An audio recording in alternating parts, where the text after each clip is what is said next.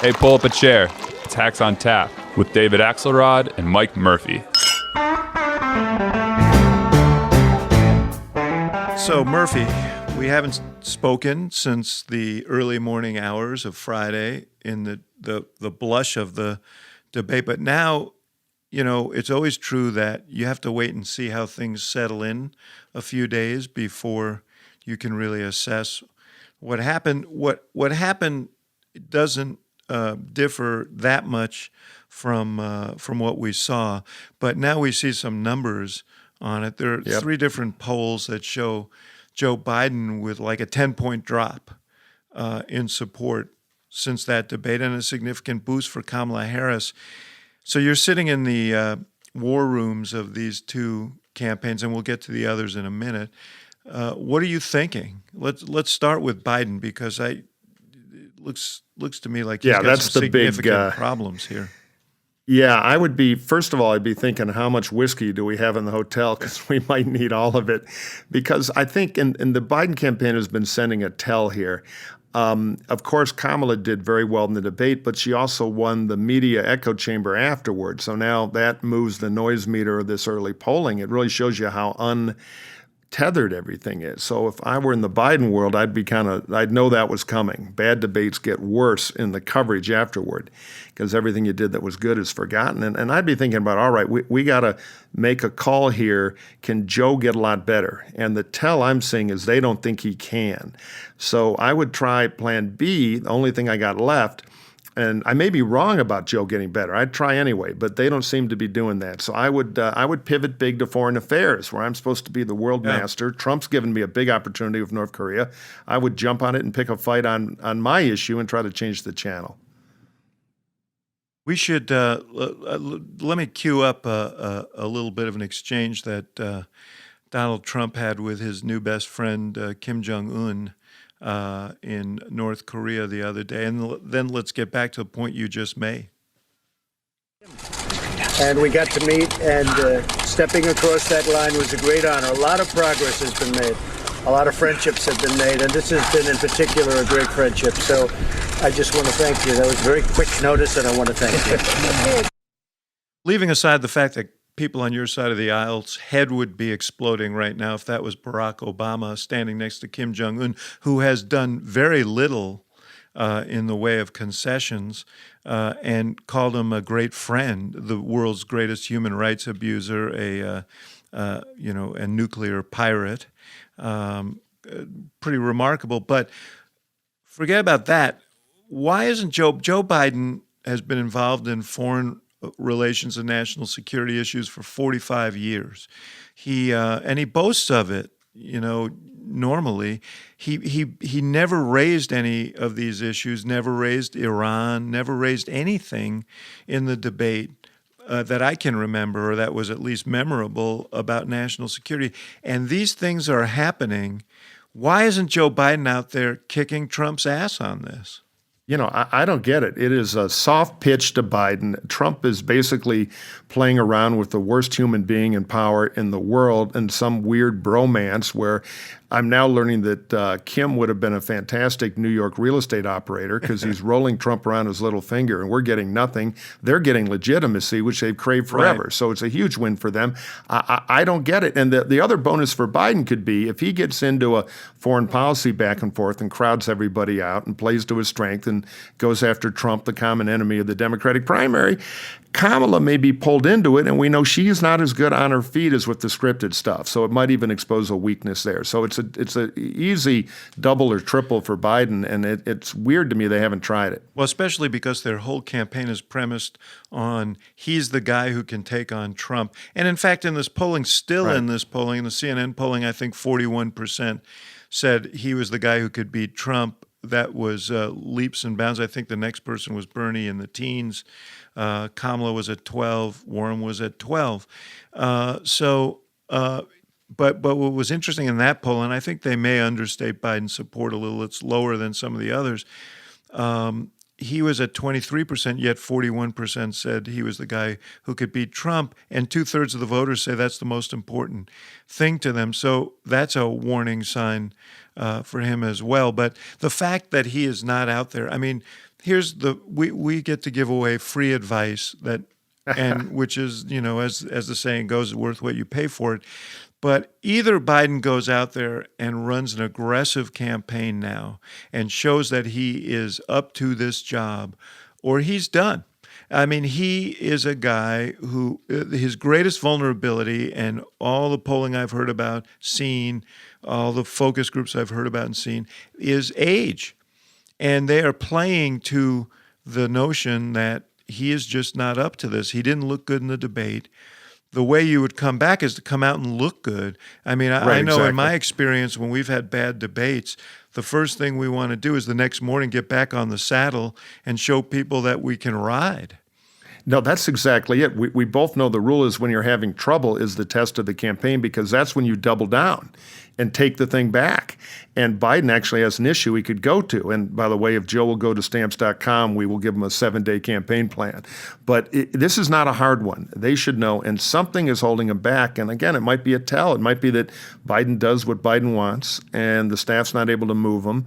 So they're letting a big one go by at exactly the moment they need something like that. Or I agree. Look, this, if you look at that CNN poll, and all these polls, it's so untethered, they're going to bounce around, but the voters just got a big dose of there are people other than Biden in the race on television. About a third of them in the poll said they saw the debate. Among those people, it's a 3-way tie in the 20s. So the voters are going to see more of the other people. And very soon, this debate with the Yeah. holiday intervening, this debate is coming up shortly. So there'll be another chance. So let's turn to Kamala for a second, because, she had a great night. And she's always been hovering there. People love the concept of Kamala Harris. She's a kinetic personality on TV. She showed that. What she hasn't had is a consistent message. She did in that debate, the 3 a.m. Theme carried through. She seemed to be much more connected with people than she has in the past. But that was all scripted stuff. In fact, on one of the ad libs she was called on to make was to whether or not she would support Medicare for all and the elimination of private insurance. She raised her hand, having been burned on this before, and then once again withdrew her support for that idea, said she misheard the question. So she's got to go out and build on this, show that she's got a consistent message, add support points to it, and hopefully react within the context of that message when she gets asked questions that she's not expecting. But she is a plausible nominee. Look, I think so. She's going to get a tremendous boost, but with that comes risk, more examination. And you're right, to date, when she flies without a net, she's been getting in trouble. And there are going to be more things like that. I also saw something in the CNN crosstabs that was interesting to me. One of the questions they ran was, who's best on what big issue, the economy, et cetera, et cetera. She was running a weak fourth on every issue but race relations, where she totally owned it. So she's got to go from, that's not a bad thing to be in a Democratic primary as it heads south, but she's got to be more than a one-hit record there. You also got to get out of the early primaries. I mean, a poll just came in from Iowa, no small matter, because I really don't think there's going to be unlimited tickets out of Iowa, and anyone who's going to win is going to be in that top 3 and maybe the top 2 in Iowa. And this Suffolk USA Today poll shows Kamala Harris surging. Joe Biden still leading at 24%, followed by Harris at 16%, Warren at 13%, and Bernie Sanders, who almost took Iowa in 2016, his people would say he did, at 9%. And so here's their key takeaway. Harris saw her support more than double compared to the June poll, to 16% from 7%. She was chosen as the second choice of 17%, which is important in Iowa because of the way caucuses work. Being a second choice is not just a consolation prize. You could end up with delegates. Yeah, it's good. If your opponents can't put together the 15%. So their tagline here is, when first and second choices were combined, Biden only narrowly edged Harris 35-33. I mean, she's having a good week, Having a run. and we'll see if she can sustain it. That's the whole key, because these polls are really the debate review poll, but it's shuffled the race, and it means the next debate, if she can crush a second time, she's going to put herself in an incredibly strong position in the nomination race. And if Biden doesn't have that comeback with Biden 2.0 and show something, again, he may not make it to Thanksgiving. And she may, because she's got those prosecutorial skills. And somebody else, Elizabeth Warren headquarters is having meetings, I'll bet you, and Buttigieg and others, Corey, they got to do something, because if they let her keep running up the score with her persona, and she can do more debates and sustain it without a net every day in the media cycle, big if, but if she can, she's going to be in a dominant position by the end of the summer. And her people say Iowa. she's headed to Iowa and she's going to spend a lot of time there. So I know she's there this weekend. I have said before, I think she has to finish top 3, maybe higher, in order to activate the support she has in places like South Carolina. And no catapult, no momentum. That's the hard lesson. She's got to put some meat on the bone, but she's got great potential. The two other, we talked about Biden. Bernie, I don't think helped himself in this debate. I mean, and I think they both have the problem that maybe they can't address. And people will write in and call me an ageist. But I'm getting up there myself, so I think I have some authority to speak about this. Those guys looked old in that debate. Yeah. There were times when they were both leaning forward to try and hear the question, and it felt a little like open mic night at the assisted living center. And that is Bernie, that is not a good look. That is not a good look. And, Bernie has a devoted following, and I give him all the credit in the world. He's said the things he's said for half a century.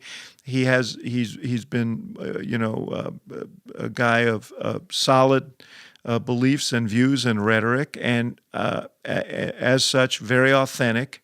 He's very smart. He is frankly more agile at this point on his feet than Biden is. But nonetheless, appearances are appearances. Yeah, he doesn't only look old, he feels stale, because we've seen it all before. There's nothing new. And so he has that base. Looks like he's going to report another 18 million, respectable number for the quarter if it's true in the fundraising. But I don't see a lot of capacity to grow there. And as the others, the Elizabeth Warrens, and to the extent she's going into that territory, and it looks to me like she is, Kamala Harris, move in. He's got new competition, and I don't think that's going to favor him. Yeah, in the CNN poll, Biden continues to have a big lead among white non-college educated voters, and he continues to have a big lead among moderate and conservative Democrats, which is half the party. There's this sense that the party's drifting left. We'll talk about it in a second. But half the voters in the Democratic primary describe themselves as moderate or conservatives. He's getting 31% of that vote, and Kamala is second at 11, Warren at 10, Bernie at 8, Buttigieg at 4. Among liberal voters who describe themselves as liberal, the other half, 12% for Biden, 24% for Harris, so she doubles him, 20 and 20 for Warren and Sanders. So the question is, if he unravels, can he hold on to that vote? The other half of his vote are African Americans, and that's in real jeopardy here. It's much closer among non-white voters than it had been before. But can he hold on to that vote? And if he unravels there, who's the beneficiary of it? Yep. That's the billion-dollar question. I think that big hunk of vote that Joe has is his opportunity to do well, but he's squandering it. And I just don't know if Biden can fix Biden, because nobody else can. So if he does unravel, and it could happen pretty quickly, it could be a very new race by the end of the summer. There's a huge opening for somebody to have the guts to stand up on the progressive and be the other option. And none of them have taken it yet. For some reason, they're all, maybe Bennett to some extent, but they're all intimidated by the progressive energy. And that's a huge mistake. There's going to be a lot of votes open to another version of, kind of a meat and potatoes Democrat. And Biden looks so wobbly. That's the big strategic question, I think, for a lot of the other candidates. Buttigieg may have had an opportunity there as well. He got good marks for the and Amy. debate, but no movement in the polling. And I have to wonder whether the evenness of, I always felt like the evenness of his personality was a great contrast with Trump, but in a party that is in a, in a feisty mood, or at least with those voters who are in a feisty mood, maybe a disadvantage. He does have, however, a penchant for raising money. Moolah, yeah. No, impressive. $25 million. That is an enormous, eye-popping amount of money that he announced. We haven't heard from Biden yet. As you mentioned, Bernie in the 18 million, very respectable. We haven't heard from Warren and Harris yet, but they almost certainly are going to be lower than that. So what does all that money mean? Well, for Buttigieg, they've also done a good job of not spending a lot. It's almost all cash. He's sitting on $20 million. I don't know if that's a good job, by the way. I mean, at some point you have to spend it to succeed. Elizabeth Warren has a huge burn rate. She also has the best organization in Iowa because she spent early on the organization. That could end up redounding to her benefit. So, my advice to the Buttigieg campaign is very impressive showing. Now spend some of that money, build the organization you need. Yeah, no, I think that's their plan. I mean, we could argue a little bit about when the start date for the big spend is, but he's now got the money, so that's a moot question. He can do it. His problem is, there's not a crosstab in the polling like this, but if there would, he dominate it. High SATs from elite colleges. He's got that vote wrapped up, and you can see it in the finance report. The problem is, can he get out of that, what I call, and I'm an admirer of his in many ways, but that costume of the tie and the shirt where he looks like junior management. You go into Black Hawk County in Iowa with that vibe, he's not going to break through. So we need, on the message side, now that he's got the money, Pete's already proven he's a genius, super smart. Now we got to see the heart, and we got to see him connecting with voters who did not go to an elite college. And look, he may well be able to do it. He got a lot of those votes in South Bend, Indiana, but it's not been on the campaign trail yet, and that's the job for them to break through. By the way, among these college-educated voters, at least in this CNN poll, and again, it's one poll. I'm looking at the crosstabs here. Among college-educated voters in this latest poll, Harris is at 23, Biden 18, Warren is at 20. So Biden's in third among college-educated voters, Sanders at 11, and Buttigieg at 6. So even with those voters, he has to break through. And Kamala Harris took a big leap with these voters in this debate. So he's got his work cut out for him. Let me ask you this. We talked a little bit about this the last time, and you're a crazy right guy, or at least you used to be. Now you're a moderate. But when I met you, you were like the gold standard for crazy right-wing Republicans. I am still a conservative. That's one of the reasons I don't like Trump. But anyway, fire away. Let me add one thing I will on the vouch polling, for you, though. but I don't think my vouching for you is going to help you with your friends on the right. But the issue is this: there are a lot of moderate Democrats who were concerned about the tone of that debate, and particularly about three issues. One is the Medicare for All, eliminating private insurance. Three of the top running candidates, Warren, Sanders, and at least for the evening, Harris, said they supported that.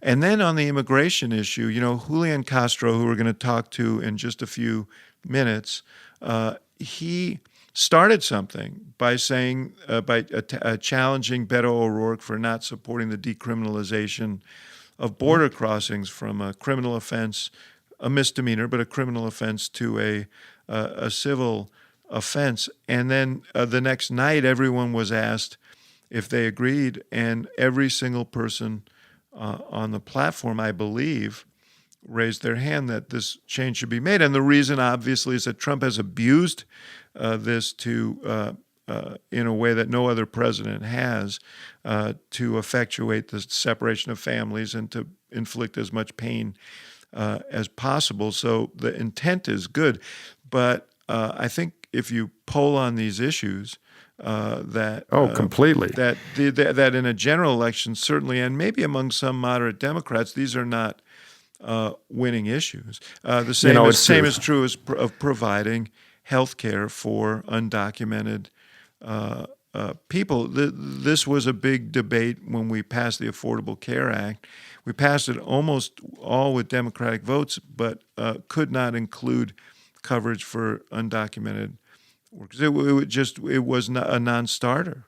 Well, that's the problem in primaries. The incentives are always, we got to get through this, gauntlet tomorrow morning among Democratic primary voters who are all going to vote for a bag of cement with a D on it. They're not swing voters, and they don't lean at all toward Trump. So you're chasing the easy calories. But there's some data out showing a lot of Republicans watch this debate, and a lot of other kind of unaffiliated voters. So I keep applying what I call my PML test. Pasco County in Florida, Macomb County in Michigan, and Luzerne County, Wilkes-Barre, Scranton area in Pennsylvania, were any bells rung there that might shave Trump's big numbers down a little. You're not going to win those places, but if you hurt him there, moving one of those voters is worth 5 more voters in San Francisco that don't matter because you're going to win California anyway, and the electoral numbers aren't going to change. And they're making the predictable mistake of playing like in a primary. I get it, to the voters they already have, but we Republicans, we're going to hammer the hell out of any candidate. I tweeted something about this. Somebody said, "Oh no, Kamala's going to go great," and I said, "Well, do a walking tour of those counties with a big sign, Kamala Harris or any of the others for president. Free health care for people here illegally, open borders, walk over, no criminality."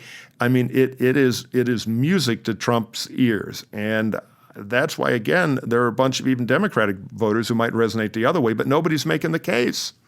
They're just leaving it wide open, and it's trouble. Well, let's take that up with our guest, Julián Castro, the former mayor of San Antonio, the former Secretary of Housing and Urban Development. He had a great night in that, debates are all about moments. He created one when he went after Congressman O'Rourke on this very issue. Julián Castro, so good to hear from you. You lit the joint up last week and made a lot of news. Tell me what you did to prepare for that debate. What was your strategy going in that debate? Because clearly the point you raised that got all the attention was one that you had given a lot of thought to. Well, going into debate, I knew that I had to introduce myself to a lot of people who hadn't heard of me. My name ID has been lower than several of the other candidates in the race, and that debate was easily going to be the biggest audience we would have so far in the campaign cycle. So I wanted to make sure that I introduced myself and had a chance to talk about my vision for the future of the country. And of course, in these debates, especially with 90 people on the stage, the only way to do that effectively is to be able to drill down and convey your message in 1 minute. And you're also, of course, at the mercy of the moderators because they're the ones controlling what topics come up. And I was just glad that I had a chance to touch on immigration, but also a couple of other issues that people really care about. Well, the drilling down that you did was it felt like you were drilling right into the forehead of Beto O'Rourke there. And, one of the ways you get known or seen in a debate is when there is some conflict, when there is some back and forth. You saw that with Kamala Harris and Joe Biden the following night. So you must have had a strategy to confront him there. Well, I mean, I had a strategy for sure on what I wanted to say on immigration. I knew that it would come up, and I had a decent sense that they might ask me the first question on that because I was the first one to release an immigration plan, and we made that a significant part of the campaign. So I figured one way or another, whether I got the question first or got it second or whatever, that I was going to have an opportunity to talk about that. And once I did, I wanted to make my position clear. On top of that, I knew that I wanted to challenge the folks on the stage who hadn't agreed with me on that particular repeal of the law of Section 1325 of the Immigration Nationality Act, I want to challenge everybody who hadn't said that they agreed with me to actually agree. And that's when we got into that exchange. So I watched that, and I thought it was a master class in how to take control of a debate, but I have to admit my old Republican campaign years were starting to twitch because I thought, okay, I get the Democratic primary politics here, but when you roll into a general election, I mean, let's do the best case scenario for you. You win the nomination. You're there in the general election in Ohio or Michigan or Pennsylvania in a room that's looking at you thinking, I'm not so sure about the idea to be able to walk across the border and have it be decriminalized. What's your general election answer not to get just crushed on the topic? Because everybody followed you in this. On the next night, everybody followed you on this. So you are the leader on this particular issue. So just setting up Mike's question. Yeah, well, we're going to maintain border security. We still have 654 miles of fencing. We have thousands of personnel at the border. We have planes, helicopters, boats. We have security cameras, guns. States like Texas contributed an extra $800 million for border security. So, we still have a border that is going to be secure. And just because we're treating something as a civil matter, not a criminal one, doesn't mean that people are not still subject to a court process. People are still in a court process. And this is the way that we used to do it. It's not anything radical. It's the way that we did it from the late 1920s until about 2004. And so we're going back to the way that we used to do it. It's necessary to go back to the way that we used to do it because that's going to help reduce the backlog of people who are waiting here in limbo until they can get their asylum claim determined, or if they're undocumented, they get an answer on what's going to happen. It's also important because this is the way we're going to guarantee that little children don't get separated from their families. So for people that are, they wonder, look, is this open borders? Nobody's talking about open borders. We're going to maintain border security, but we're going to do it in a smarter, more effective, and more humane way. Julián, I thoroughly embrace the spirit of that. And but the show is called Hacks on Tap, and so we're asking you really a hackish question, which is, given the fact that the president has made this open borders thing, clearly a central part of his campaign and campaign attack. It is less about the substance of this than the symbolism of it, the ability for opponents to say he wants to decriminalize border crossing. That's only going to invite more people to cross the border and create less accountability. That's how, I think, Murphy, am I right about this? This is how the attack is going to come, only with totally a Trumpian twist. Yep, that's exactly it. No, yeah, I get that. I'm just betting that, and I believe that people want honesty and they want a bold vision on the other side, that there are enough people that you can draw into the fold, and even some folks who initially may have a concern about that can be persuaded. I don't think that we're going to beat him on the issue as we saw in 2016. I don't think that we're going to beat him on the issue by sort of squirming about it and trying to say, well, we're still going to, people want directness. They want honesty. They want to feel like even if they disagree with you, that you know what you're doing and you have a strong plan and a bold vision of your own. And that's what I have. Let me ask a micro hack question here, back to the debate and out of this highfalutin policy stuff. What is it like when you go into debate, knowing you're low in the polls and you kind of have to score? What are the theatrics like that we don't see on TV there? You're waving, you're trying to get eye contact. I mean, what was your kind of just debate diary of what it was like to stand up there and all that? What's the green room like beforehand? Just give us a little inside look. Yeah, I mean, my biggest concern going into it wasn't even that I would necessarily fall flat. Or, of course, we've seen spectacular examples of politicians like Rick Perry a few years ago that have had, or Dan Quayle in '88, that had these moments that nobody would want to live through on a debate stage. But my biggest concern was that I just wouldn't get the amount of time that was necessary for me to establish myself. And because my name ID is already lower, look at what happened, for instance, to a couple of the candidates the next night. Just as one example, I think Andrew Yang got like 3 minutes or 3.5 minutes in the debate. If that happens to you, then your ability to make your case, to get any momentum, any traction is just severely injured. That was my biggest concern going in. And I have to give the moderators credit. I was wondering whether they were going to enforce time limits. If they didn't enforce time limits, that's a problem, because then, as y'all know, when people start to usurp the whole conversation and it forces folks to start talking above each other, they were pretty good about actually enforcing time limits. And to the credit of my fellow candidates, colleagues out there, people were pretty good at abiding by those time limits as well. That helps everybody get a chance to make their case. Although I must say, when you had your back and forth with Beto, they let it run because they saw good TV, and when they knew, and that was really an advantage. If you're good TV, no director's going to say, "All right, let's cut this off right now." They had high drama going there. Yeah, so. Go ahead, X. I was just going to ask quickly how your life changed the next day. Could you tell, other than people telling you did well, phone calls starting to get returned, or what was the sign? How did your kind of candidate instinct fire off? All of a sudden, people are returning your call that you called 2 months ago and texting you, and more media covering people.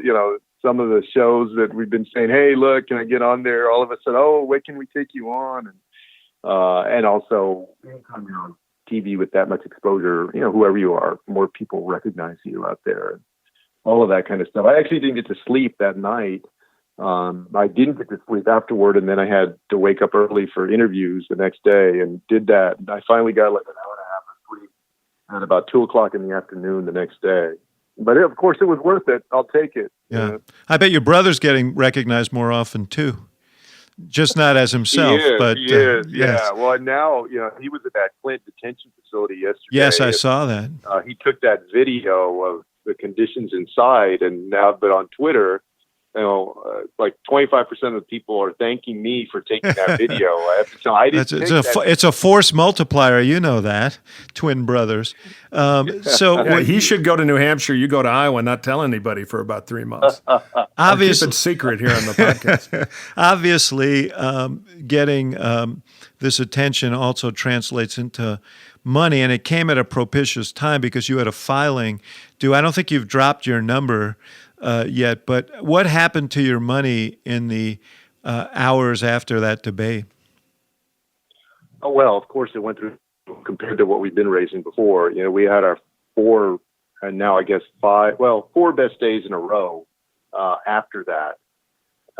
So we raised a lot afterward, and we're going to release our numbers in a couple of days. Still don't want to raise expectations. I mean, compared to what some of the other candidates are going to report, I'm still going to be well behind them. But I did a lot better in the second quarter than I did in the first. And what are you going to do with that? How do you build on this? Because you are down there sort of with the 1%ers, 2%ers, and time, it's early, but it's getting later. How do you build on that in a way that actually translates into a viable candidacy? Well, maybe the 2 most important things that we've seen in polls that have come out since then have been that my favorability jumped by about 20 points. 538 did 3 different polls on 3 consecutive days that gauged the impact of the debates for all of the candidates. And I had the largest jump in favorability. I also had a good jump in name ID and in the percentage of people who believe that I can take on Donald Trump. This is maybe the most important point. I think the most important thing that I came away with from the debate goes to the anxiety that voters today have about the Democratic nominee. They have an anxiety about whether Trump is going to run all over our nominee in the fall of 2020 on the debate stage.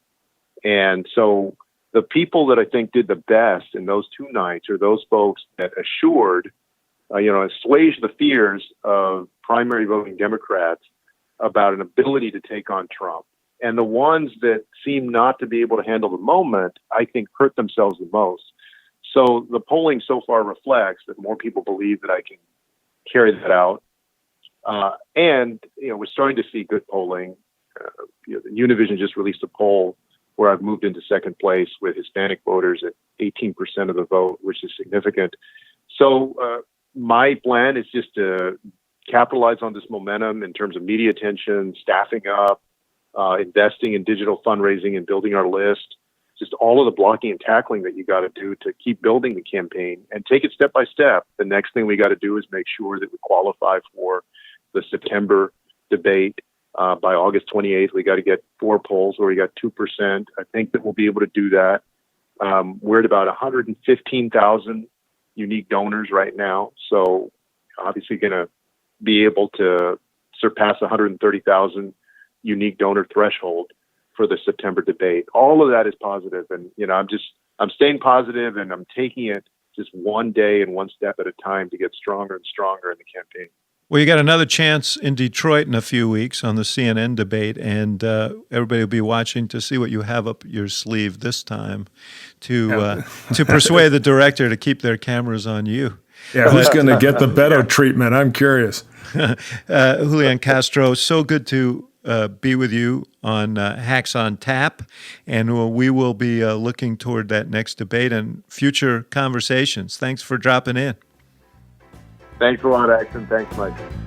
Ax, I've often done debates where the candidate thinks they didn't do so well, and they come off into the staff room and say, I was robbed. Well, it's not just a problem for them, it's a problem for a lot of people. A recent Gallup survey shows Americans worry more about burglary than almost any other crime. Here's something I didn't know. Most break-ins happen between 6 a.m. and 6 p.m. During the daytime, they must have a union or something. I always thought it was all at night. So this is something I'm going to be right back. I just got to run home and check something. I'll be right back. Yeah. So, no, absolutely. And the FBI says the average loss in a burglary is over $2,000. That can be hard to recover from. There are over 2 million burglaries reported every year. That's one every 13 seconds. So if all these stats haven't gotten the message across, let's make clear that you need Simply Safe. And Simply Safe protects your whole house, every window, room, and door. That shifty neighbor, they're not going to sneak in because it gives you a 24/7 whole house monitoring system. And the police dispatch is up to 3.5 times faster because they use video verification. There's no contract hidden fees or fine print. It's a pretty good thing. It's designed to blend right into your home, no wires, no drilling. It's easy to order and easy to set up, usually in under an hour. Simply Safe has won a ton of awards. Prices are always fair and honest. Around-the-clock monitoring is just $15 a month. Free shipping and a 60-day risk-free trial. You've got nothing to lose. So go now and be sure you go to simplysafe.com/hacks so they know that our show sent you. And Ax and I may go out and pull a few jobs here in the next 2 days, so move quick. That's simplysafe.com/hacks. Okay, man, let's reach into the mailbag and see what folks have been saying. And I have to say, Murphy, you created quite a stir last week with one of your comments, and I'm going to let you explain yourself. Morgan writes in and says, did you really say a female candidate needed to smile more? Are you saying the male candidate smiled enough? And this question results from your comment in our post-debate show in which you said that Elizabeth Warren needed to smile more. So I'm just going to sit back and let you explain. Well, thank you, Morgan. Good to know the woke police are on the job, and clever move with the gender-neutral name. So I'll tell you what I think, because I say this a lot. I tell anybody in a debate on television at the right time to smile and relax. You're a guest in people's living room, and viewers want to know you're confident and having a good time. So that is gender-neutral advice. I did single out Warren because I watched a bunch of her material with the sound turned off, a trick I highly recommend. And there was a grim intensity to part of it. When she warmed up a little, like she did in her excellent closing statement, she used television better. So I'm not trying to enter the gender wars here. I'm trying to talk about how professionals watch people on television try to communicate in politics. And even though I'm a right-winger and she's not my favorite, I gave her a free tip.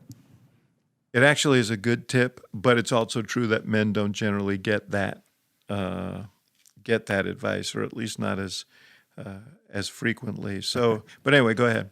So Marcus has a question for David specifically. Which one of your former staffers working on a current campaign is impressing you?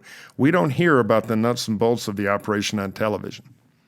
Let me tell you, one of the most gratifying things to me is to see all these people who are my colleagues. Some of them I would call, proteges, but not necessarily this group, but they're all spread throughout these Democratic campaigns. In this last debate, my old Obama debate team was split up into many different units, but Jim Margolis, our fine media consultant, was there with Kamala Harris. Obviously, they did very good work. Joel Benenson, the pollster, and his partner Katie Connolly and Larry Grisolano, who bought my old firm 10 years ago, were with Mayor Pete, and he had a good performance. I also want to single out a couple of other people. Joe Rossbars, who was our social media guru in the Obama campaigns, is very, very much instrumental in the Elizabeth Warren campaign, and they've done a really good job on social and generally. And I'm not surprised to see Joe in the middle of that. And Adisu Demesi, who is running the Booker campaign, is really, really one of the great campaign managers I've seen. And while it hasn't shown up in the polling yet, the work they're doing in Iowa is giving Booker a possibility if this thing breaks up in the right way for him. So all of those people are alumni of the Obama campaigns, and I think they're bringing all that experience to bear. And I'll be watching them and others as this thing goes on. Anyway, let us move on. There was a question from Aaron, who asks, I was wondering if you think Amy Klobuchar has any chance of winning the nomination and what she would need to do to win it. I think people focus on electability. He left out the who. I think people who focus on electability are mistakenly not paying attention to her, given her extraordinary election record.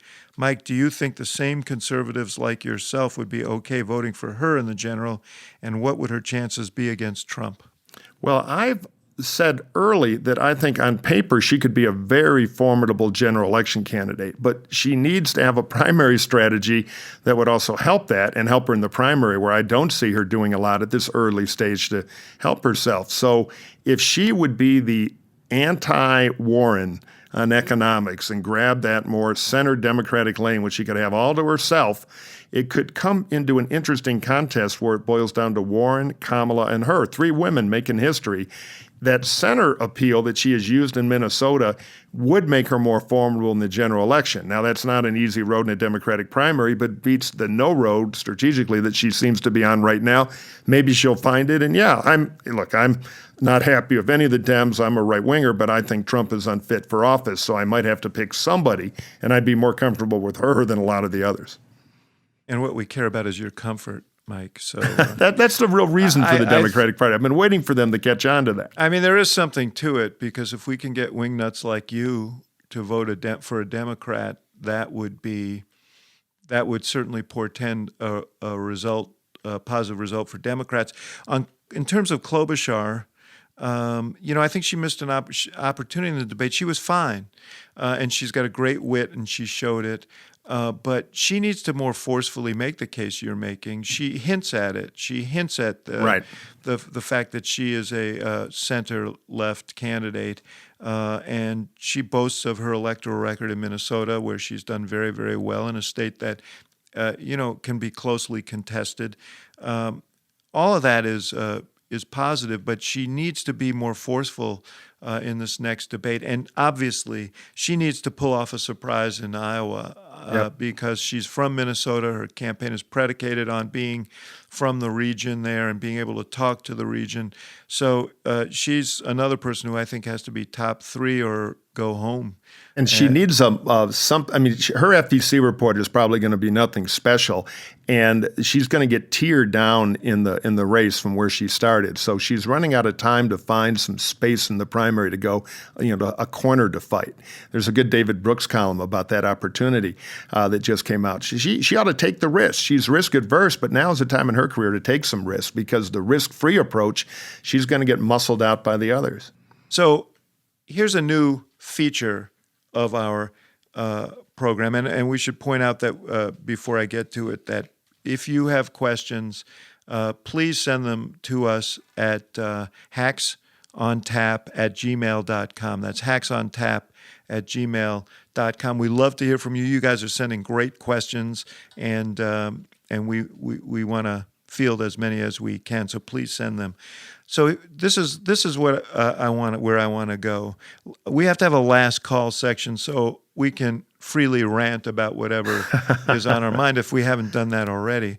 But this July 4th is coming up on Thursday. Great, Independence Day, great, wonderful occasion for us to remember, the valor that led to our independence, and particularly the values that animated the revolution that created this wonder, this American democracy. But the president wants to brand it and hang Trump on this thing in a way no other president ever has. He's going to be speaking at the Lincoln Memorial, and he's ordered up tanks and planes and wants to turn it into a, North Korean style or Russian style military event, and it's just it's awful. And I guess he feels like this will by bathing himself in all of this, he will look like the strong American leader.